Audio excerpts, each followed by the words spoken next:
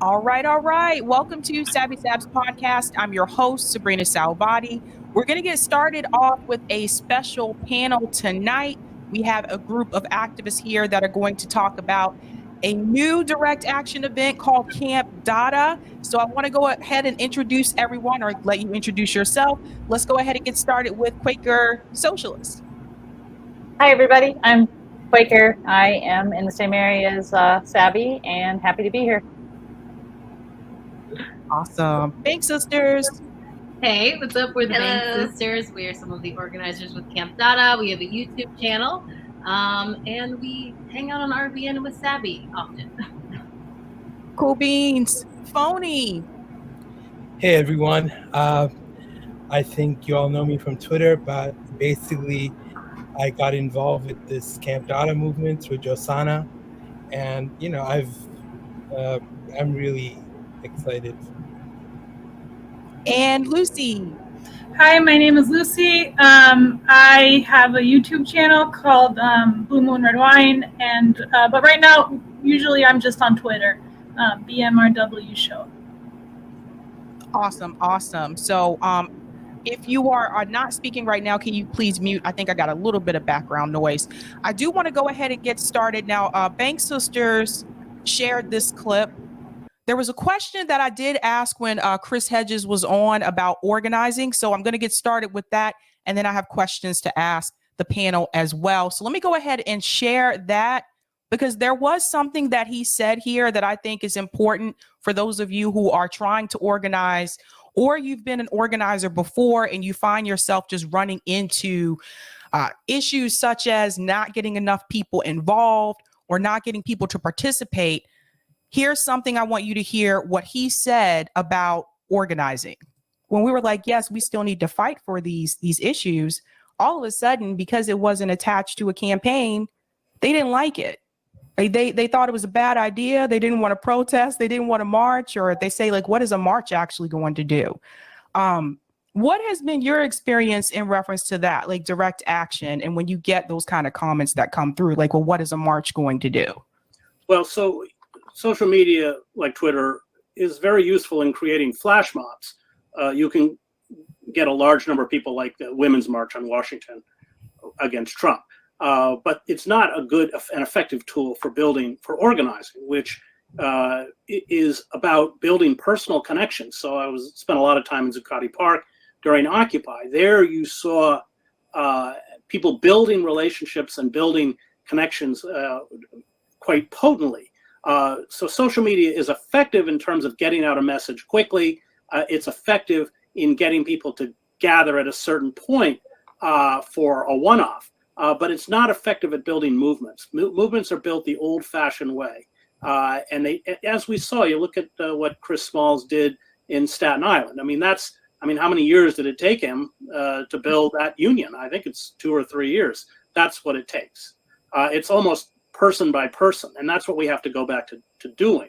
And if you're sitting alone in front of your screen, not only are you not really doing activism, but you're exactly where the ruling elites want you to be, which is alone in front of your screen. Okay. Well said. I think I want to get started. We'll start at the top of the panel here. How do you feel about that in reference to organizing? Because I know a lot of us, we've tried to organize with people online, whether it's Twitter, Facebook, whatever platform you're using these days. I feel like, we've constantly run into this issue where, I don't know, when I think about the marches for Medicare for All last year, for example, I felt like it created a lot of noise when we organized via Twitter. Like, we had it in over 50 cities. I felt like there was more participation. This time around, I am not seeing that. I've noticed the difference. I don't know if it's just because it's now just one city instead of 50 cities. I don't know. But there isn't as much like buzz around it, and there's not as many people wanting to be involved. So in reference to what Chris Hedges said, should we change the way that we've been organizing? And I'm going to go with you, Quaker, first. I'm old school. I was trained by old school activists. So we would say, you do 80, 90% old school, and you utilize the tools of the modern, availability to complement what it is, but door knocking and getting the relationships in is really critical.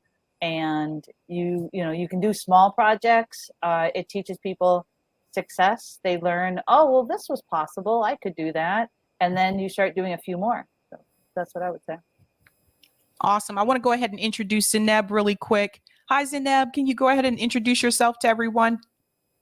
Hi guys, I'm Zainab J. I'm a journalist and a leftist, and I'm excited to be on here with the amazing people that I'm organizing with Camp Dada.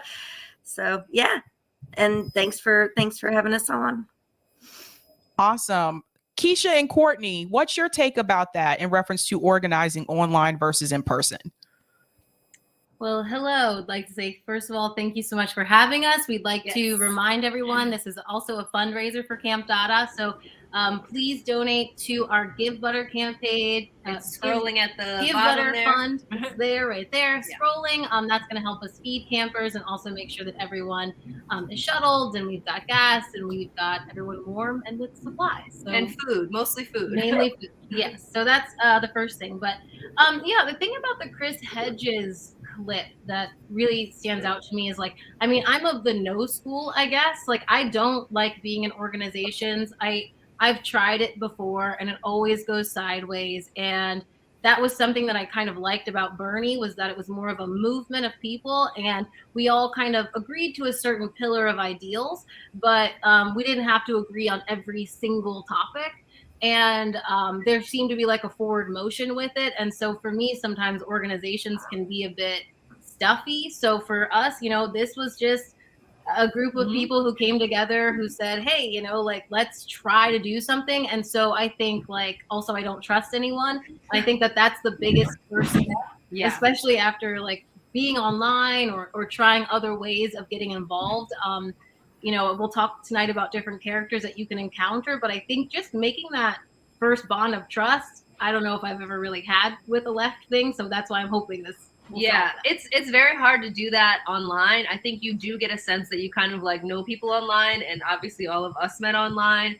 But until we started getting into the Zooms and texting and calling it, and that's when we really got to know each other better and started to trust each other a lot more. So I think there's a lot to be said for, you know, trying to get, you know, off of, you know, the Twitter politics and into the real world.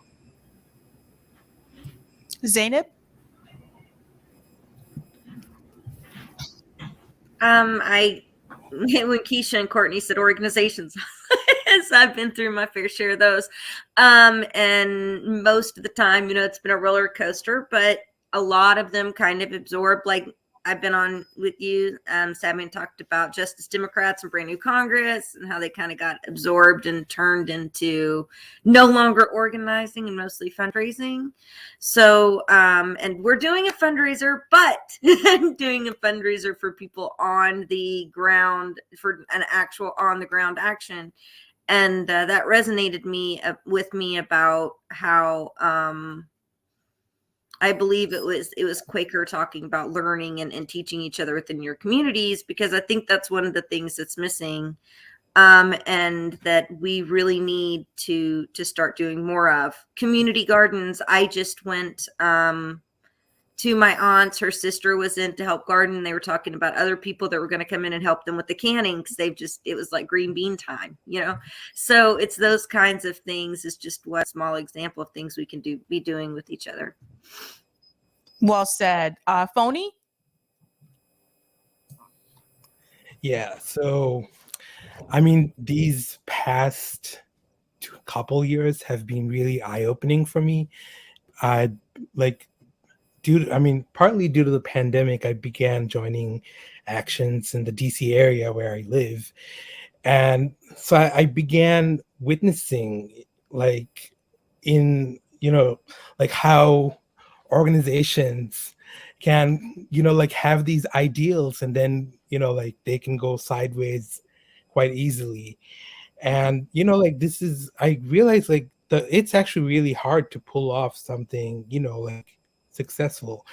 And this is why I was kind of excited about Camp Dada, is because we are basically just coming together to brainstorm, you know, like, and how to do it in a better way.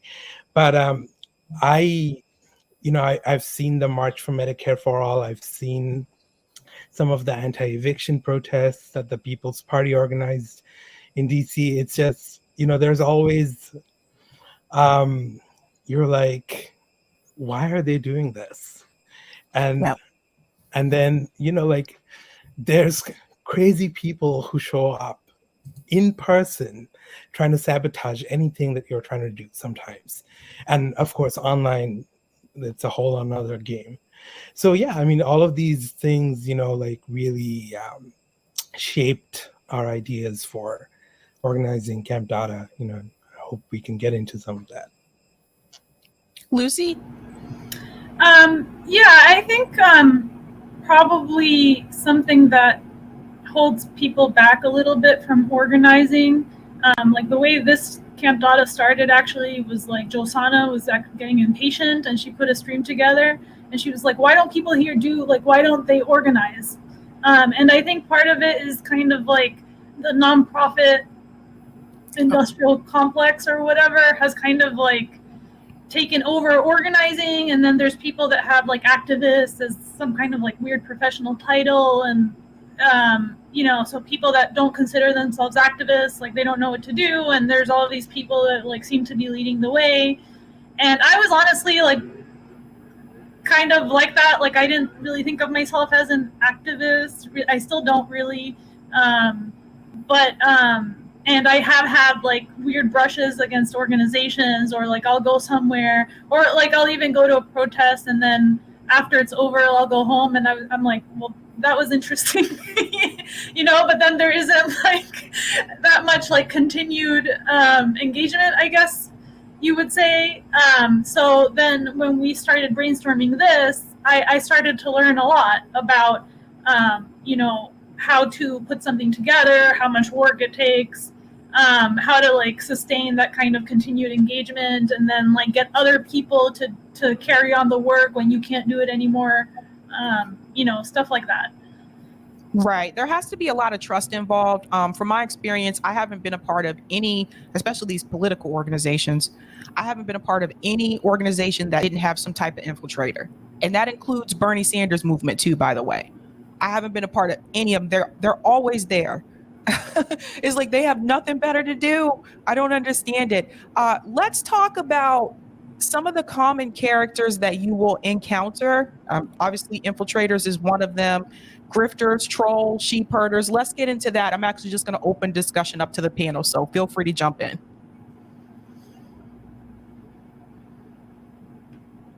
Well, so I think we were like chomping at the bit to talk about this as a group. Yeah.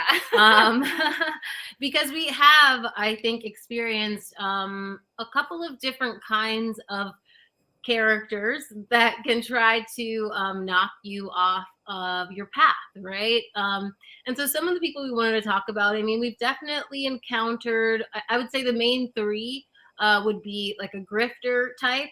So someone who very much misuses funds, and them joining the cause would hinder and promotes other people misusing funds. So that kind of person. Another person would be a troll. So someone who's just constantly negative, constantly throwing in kind of questions, not because it's trying to be productive, but trying to throw a wrench into things. And then the third one I would say would be like a sheep herder. So someone who, this is a movement that is not centrally organized. That's what's helping us. Yeah, we are focusing really on this. I mean, it sounds weird, but we're not an org. Like we are just a bunch of people, grassroots, trying to get together and like figure things out.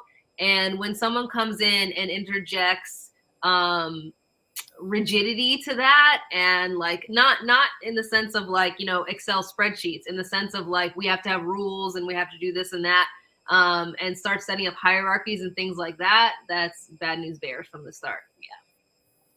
That's right. You have to be really cautious of the people too, that every time you come up with an idea or a suggestion, they're always against it. And so you don't really start moving anywhere and it's just another attempt to derail. Like you actually Debbie Downers, maybe we'll call them. So that would be another. Yep. That's number 4. Debbie Downers, like, oh, that's never gonna work. You're never gonna be able to pull that off. Like, I mean, let's try it and see what happens. Yeah, they'll be like, I don't know if everyone's seen those SNL skits with Debbie Downer, but yeah, it's definitely like that character. And I've seen it with the Marches for Medicare for All too last year. Same issues, like, oh, well, what is this going to do? How are you funded? Is this a grift? Like anything. So always be wary of the people who always come out to attack any type of direct action. Yeah. I think there's also the people, I've always had people that want to hop in and then they want to dive into like, they want to bring like the debates to your Slack or to your workplace or whatever. It's okay to have community conversations. I know I've had them with all you women here before, but you can have organizing spaces sometimes when you're in the middle of doing something and then they'll stop and say, we need to have a massive diatribe about this one policy. Why aren't we talking about this one policy when, you're maybe something that you have a lot of issues. So they'll keep repeating their one policy over and over again in your channels. And you're like, dude, we are talking about Medicare for All today, or we're talking about this event encompasses all these different things. That's one thing that I found. And then eventually, I guess it kind of turns into the sheep herder, because sometimes then those people are like, well, you can go join this organization. And you're like, they got me. Yeah, I think you also have to be careful of the people who, and I've had this happen with a lot of organizations. They'll say that they're like activist organizations. And then I get into the group and then I realize they're just trying to get people to vote for Democrats. There's a lot of groups that are like that, by the way. They'll say that they're such and such Boston helps the community group or whatever. But then you get into it and you're like, is this really about helping the community, or is this about getting people to vote for Democrat politicians? So you have to be careful with those too. Quaker? I would say, if I don't want to go too far off the topic, but we have, just characters in activism where someone is overcommitted, they joined everything, and then they can't actually participate. So is that an infiltrator level, or someone who is, trying to dismantle your group? No, but they are actually, taking us down, because if you're overcommitted and not able to actually show up on the different activities, and sometimes we're really flexible, but if someone is trying to do too much, but they're not able to, so, that's kind of taking our topic off a little bit, but there's different ways that you can show up, and sometimes where you can actually scuttle the project. Well, I think that actually touches on, someone in the chat said something about talking about activist fatigue, and I think that can also kind of touch or fold into that as well. I think a lot of people who want to get involved tend to overextend themselves, and I think that that's one of the detriments to the left, is we rely too much on the same people, rather than expanding who can be involved. Where, like, when you look at the right, I mean, they have tons of people involved. There are tons of jobs. Like, on the left, it seems like there's a lot more gatekeeping, and quite frankly, we also have the skills. We also have people who want to do stuff. So I think it's, for some reason on the left though, but however, and this is one of the big differences, is we do not get together socially on the left. We don't get together and have a barbecue. We don't get together at a VFW. We don't get together It's and like just shoot the only breeze. for something like nerdy and academic. And you know what? That's not always the best way to get things done. I think, Right. Sometimes you got to have a beer with somebody and see if you actually vibe. Right. And that's a big part of it. And so, I think it's bringing more people into the fold. It's not holding this like gatekeeping kind of space, and understanding that. I mean, it's very interesting. The left constantly talks about working class and all this stuff, but we are the most gatekeeping of anybody. We have to be academic. You have to be a lawyer. You have to have a PhD. Guess what? I don't. And I haven't read theory either. But I know that of a lot of people who've had YouTube channels for some years now, who have millions of followers, have not brought their people together. So I don't care if I haven't read theory. We're doing what needs to be done. And so I'm sick of the hierarchies. That needs to be called out. A lot of people should be supporting this cause who aren't, who constantly yell and say, get in the streets and start your own stuff. And then when you ask them to get involved, they won't even retweet this. So that's something to think about too. Look at our retweets. Had conversations with these people in messages and they don't seem to think it's a problem. So that's fine. But those people get views, and people who don't, this is like a full-time job. And I just feel like that's part of it. We need to bring more people into it. We have a lot of people who have skills, but we have to expand, and that means letting other people take the floor. And some people aren't comfortable with that. And if you really want change, then you have to get over yourself. Yeah. Well, thank you so what much about for bringing training? that up. Oh, sorry, Sabby. I didn't mean to interrupt. I was like, what about training? If somebody has an expertise, like I've trained a bunch of people to do a lot of things I've done without them ever having to go to college for it. And I paid for the college, but I've trained people to do a bunch of the stuff that I've done that I went to college for because there needs to be more people that can do those things.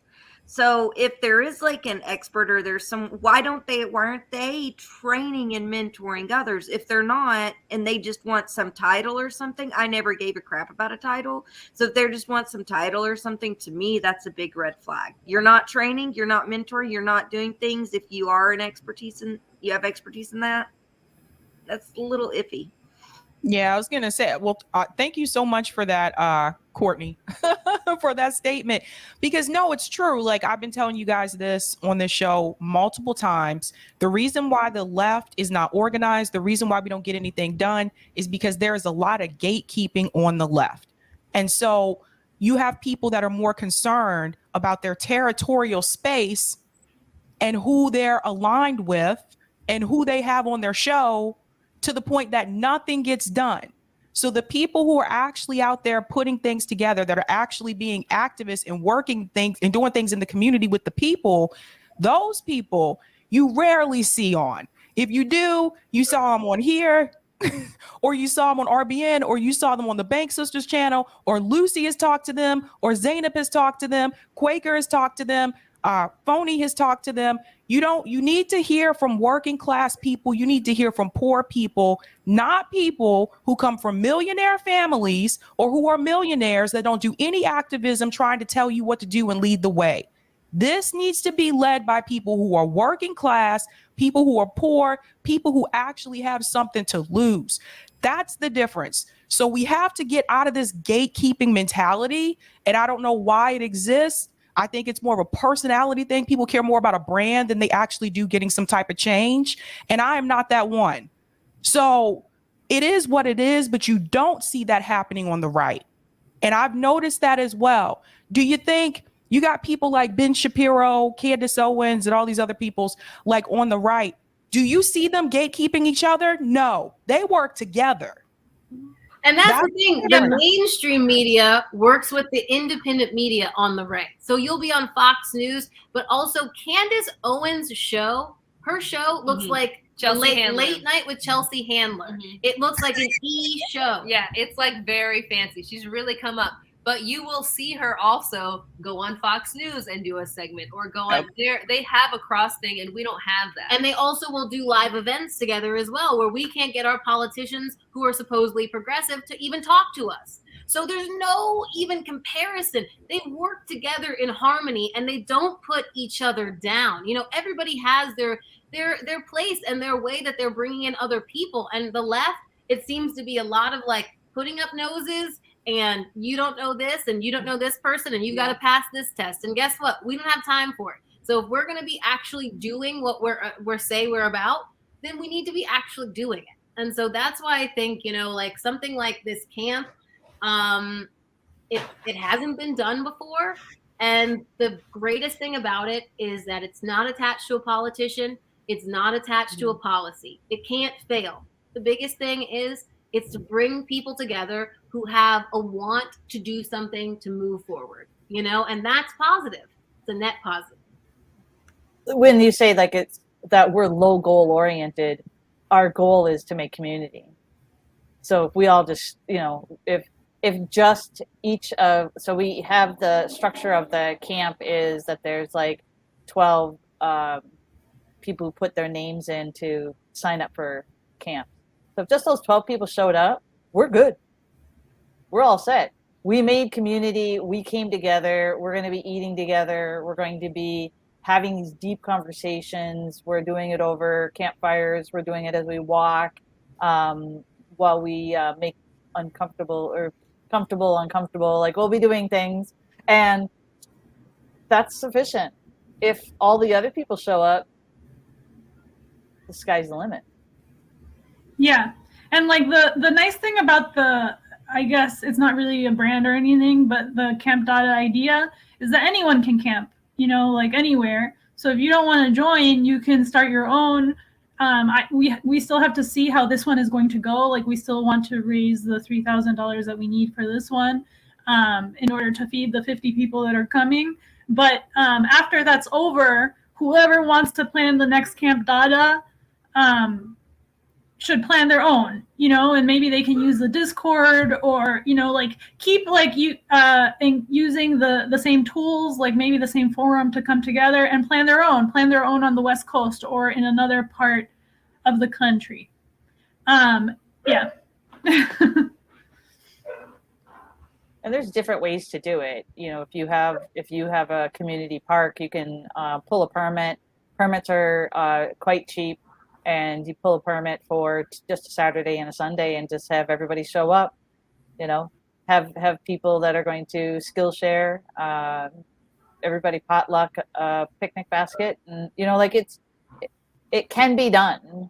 It doesn't have to be multi-state, bringing in people. It doesn't have to be. We are lifting that up just because our group is multi-state, and so, but we're trying to stay generally in the region. So there's capacity to do this small and still be very successful, in my opinion. Yeah, I mean, and like, gosh, what else can we say about this, guys? I have something to say. Quaker, and I got lost. Quaker was so dreamy that we got lost in our thoughts.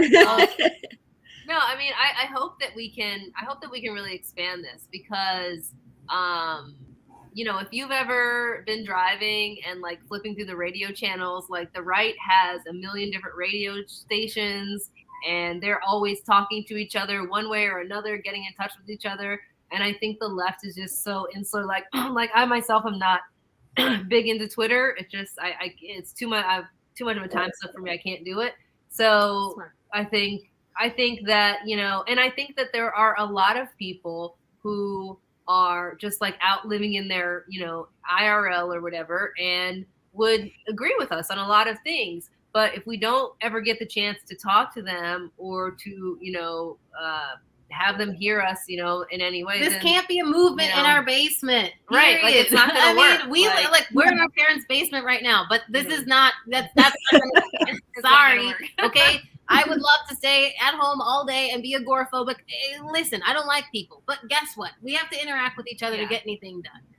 And that's like basically what it comes down to, Yeah, like I'm glad that Camp Dada materialized somehow. I don't even really know how it happened because like at the time that we were brainstorming this, I was actually like kind of reaching my point of exasperation, like with my little YouTube channel.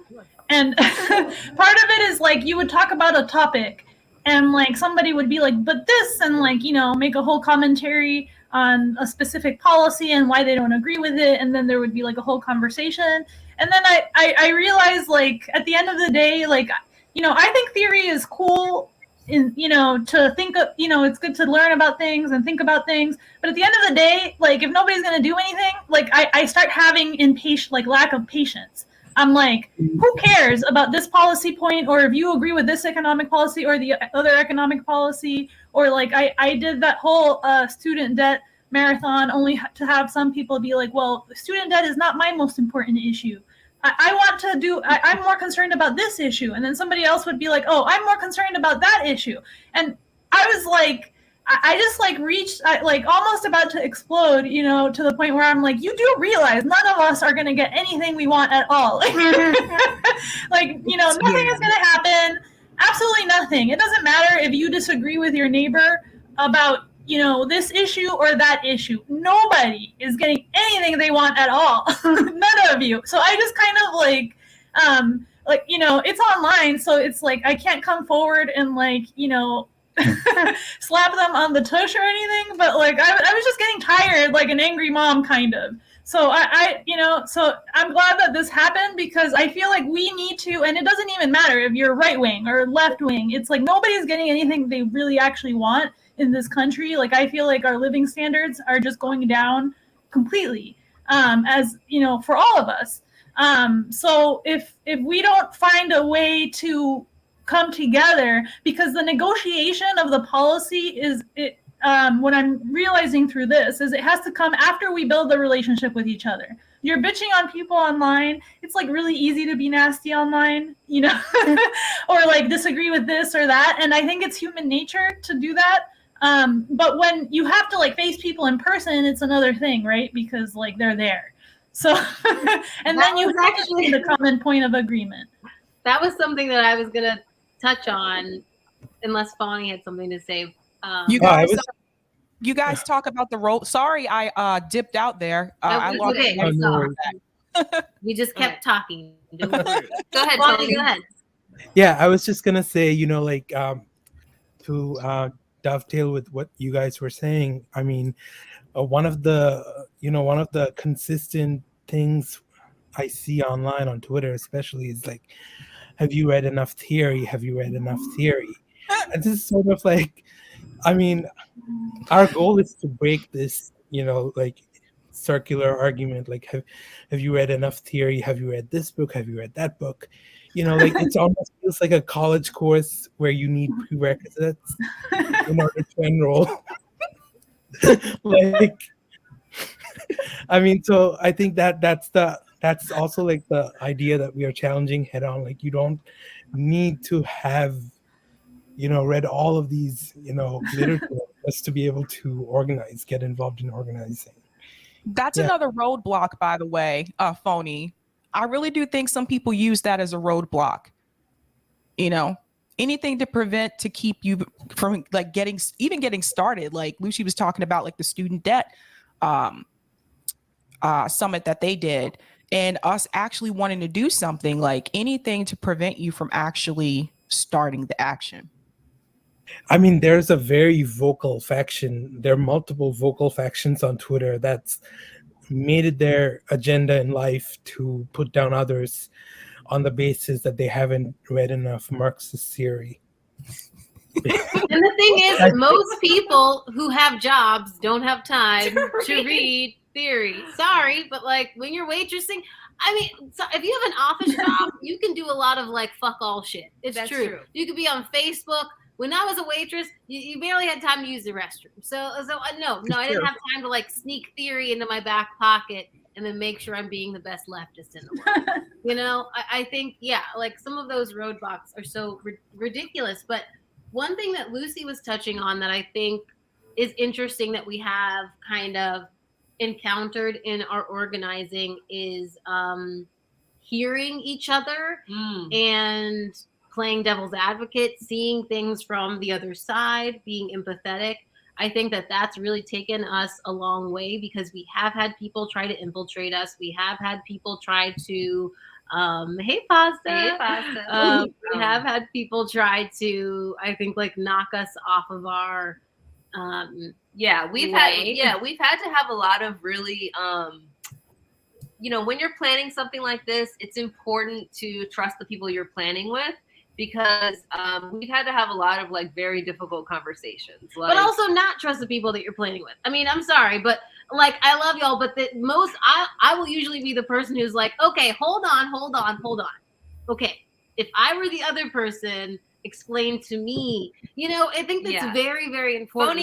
Phony is our receipts person. He's got and then Phony's got the receipts. Yeah, so that's important. That's how we typically go through things. But also, I'm so proud of this group for just not being afraid to talk about issues head on. I mean, we've had quite a few things come up where it's been everyone's uncomfortable. But in the end, we're all adults, and we have our 3 focuses, you know, healthcare, climate change, general strike. Those are our 3 focuses for right now.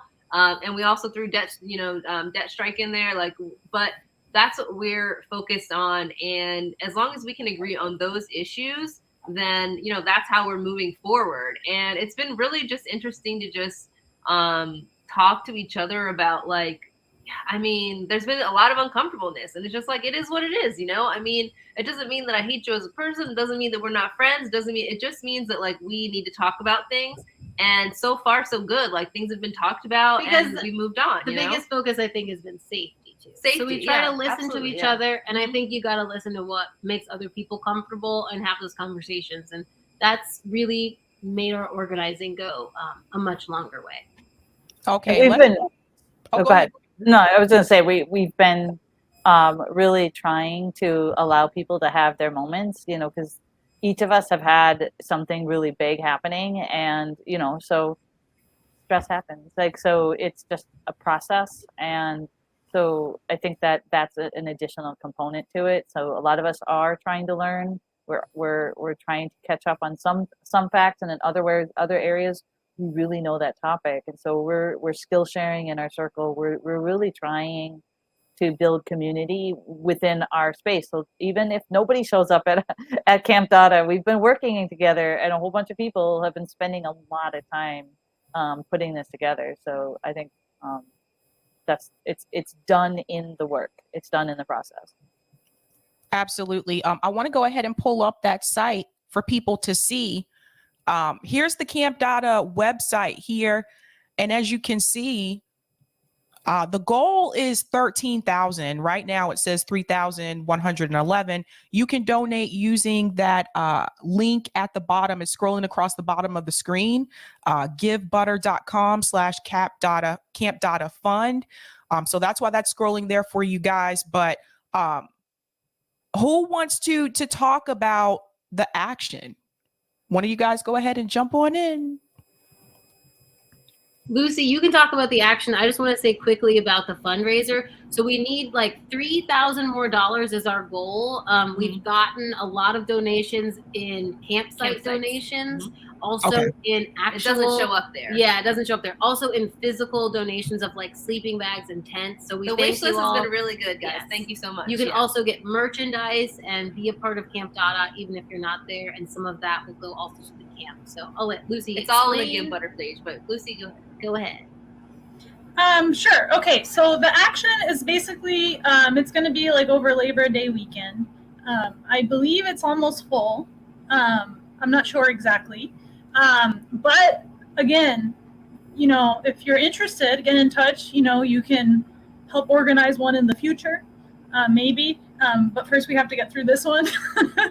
And then we're going to have basically like skill sharing and activities every day.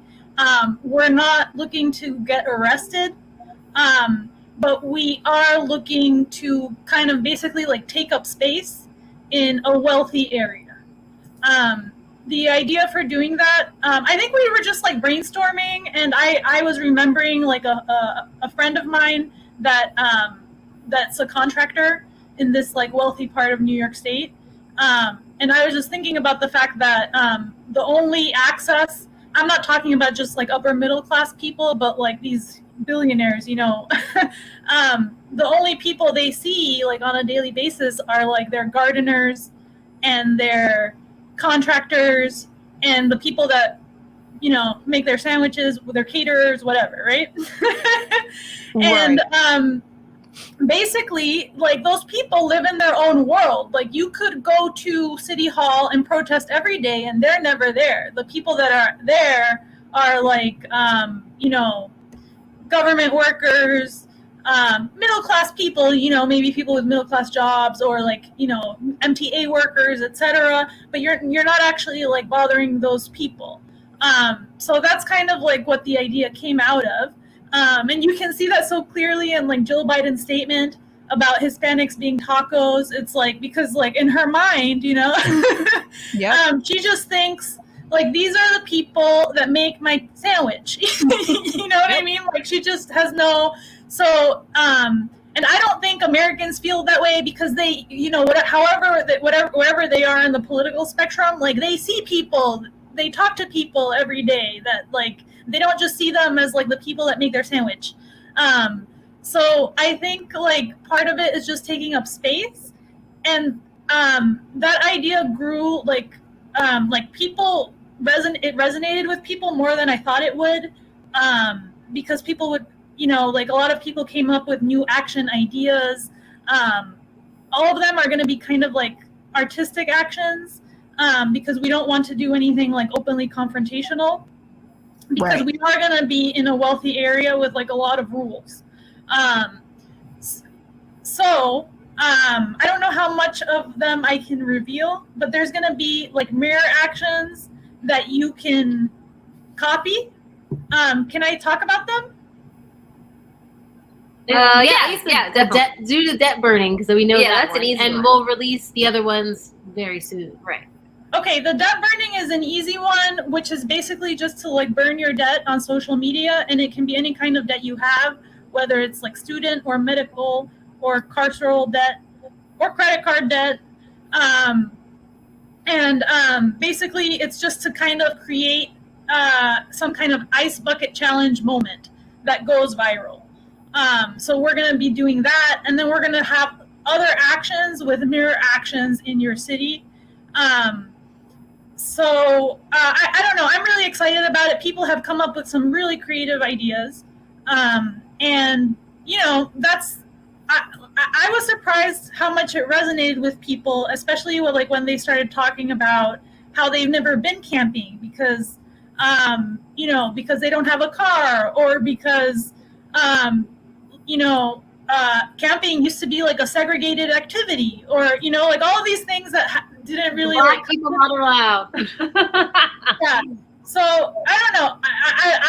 I'm learning a lot from people, like, how they feel about like taking over these spaces. Is just like, I didn't think about it that way originally, but it's like, yeah, actually, if you go camp in like a wealthy area or a suburb where people like, they're not used to seeing different kinds of people in their neighborhood, or they're not used to seeing poor people in their neighborhood, just being there actually and doing something, even if it's not like aggressively protesting, is kind of like a revolutionary action. Right. No, that's true. I was also going to add that for people who are not familiar, I mean, the Hamptons, there's no working class people living in the Hamptons. There aren't that many black people living in the Hamptons neither, unless you're like P. Diddy. So just by us being there, simply being there, I'll be there as well. That's enough to just stir up people. I did also see there was a direct action that took place in the Hamptons where they blocked off the roads and they tried to block off the airport there as well. I forget the name of the group that did that, but I think that was a housing group. But they created a lot of noise with that. So yeah, it was New York Communities for Change. Okay, yeah. So, and you could see the people, like the rich people there, they were bothered. They're like, what is this all about? How dare they block off our roads? Can't get that cappuccino. Sabby, did you see them ask them about taxes? Phony with receipts again. He shared that with us. And they were like, we believe billionaires pay their fair share of taxes. We don't see any issue with the taxation of billionaires. And they were like, how about how your tax dollars are, spent? Maybe some issue there, but overall, I think our government does pretty good. I was like, Yep. So definitely, guys, you can donate. Again, that link is at the bottom of the screen, givebutter.com/Camp Dada Fund. The link, I believe Eric has put that in the chat as well. I've seen it go up a couple of times. So definitely help us get there. We do have to eat. That's the big thing, is like we have to feed everybody. So more funds would greatly be appreciated. Definitely. And we will be making really awesome content that will come out after the camp. So if you can't come, don't feel like you're missing out, because we're going to really facilitate some great discussions around some campfires that we want to share with everyone, and just all of the other ways that we're bonding together. So Definitely. And we wanted to shout out Josana, our sister, Yeah. that we also organized with missing working. tonight. But yes, we just wanted to shout out her because she keeps us grounded. And she also is the one who really told us about Dadaism. Right, And yeah. the beautiful thing about the word Dada is that you can say it in any language. Anyone can say it and it means nothing. Okay. And that really, I think, there's no centralized hub of this. It's more Right. just, we want a forward motion on all of these kind of issues. Yeah, and we're really trying to bring together a lot of different kinds of people. We've got anarchists, we've got people from Occupy Wall Street, we've got Assange people, we've got regular old socialists, we've got we're trying to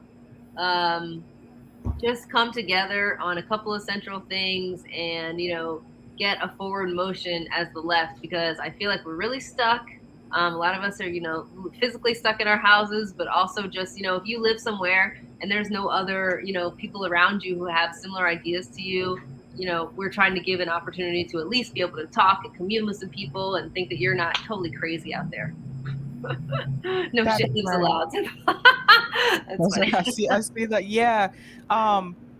Yeah, I'm really excited for this. Again, I think this is a great idea. This will be the first time, well, with the exception of Quaker, I've met Quaker before in person, but this will be the first time I get to meet the rest of you in person. So should be fun. I know it's gonna be crazy. So excited. Oh, and somebody mentioned food, not bombs in the comments. Yes. I think that was one of campers who's helping us is working with Food Not Bombs. So yeah, if you have other organizations that can help us out, definitely reach out and let us know. But we will help you all also make your own Camp Dadas where you may be, because we want this to spread and, for more of us to be getting together offline. And enjoy nature. Absolutely. Guys, thank you so much for coming on to talk about this. Thank you so much for Thanks, having us Sabby, so for much, having Sabby. us. Yes. Thank you, Sabby. All right. I'll see you in September. Oh, I'll see you soon, girl. All right, bye, y'all. Bye. Thanks so much. Thanks, Abby. All right. Thank you, Thanks so Sabby. much. Bye. Thanks. Bye. Bye. Aw. And just like that, the crowd was gone. Yeah, guys, definitely, support if you can, because we really need to eat. Like seriously, we need to eat. But that's a great action that's happening. I'm super excited about this. I really think we need to be having these discussions. So like Chris had just said, we need to be meeting with each other in person. So this is going to be that moment. We're going to brainstorm, come up with, I guess you would say, some type of strategy and moving forward. Like, where do we go from here, right? So very, very excited to see that. I want to go ahead and do some shout outs really quick. Thanks for the super chat, Beffer. Do y'all think it's important to remember counterintelligence program when people are being negative?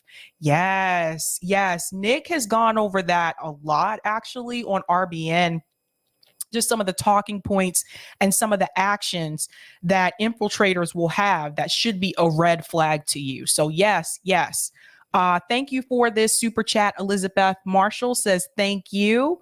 Shout out to the Convo Couches in the house. Thank you for the super chat. Holy smokes. Sabby, Lucy, and the Bank Sisters all in one show. That's a smart loaded piano. Good luck, ladies, with Camp Dada. Thanks so much. And thanks for this super chat as well. It's pasta, by the way. Help Camp Dada, y'all. That's right, guys. Shout out to JB, my comrade from RBN. I can't wait to live stream the event for you. I will be there in spirit. That's right, JB.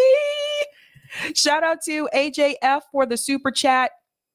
What Camp Dada seems to be about, something I mentioned here before about untypical large number of non-rich folks at rich folks safe places, corps, headquarters, banks, rich neighborhoods, just hanging out. That's right. And Zeneb says, and check out the hashtag Camp Dada to see updates, stories, information, and more. Yes, follow Camp Dada on Twitter as well. So they'll be keeping that going with updates on there. I'm super excited for this, you guys. I really am. I'm burning up. John to Emily says Sabby is on fire. All right.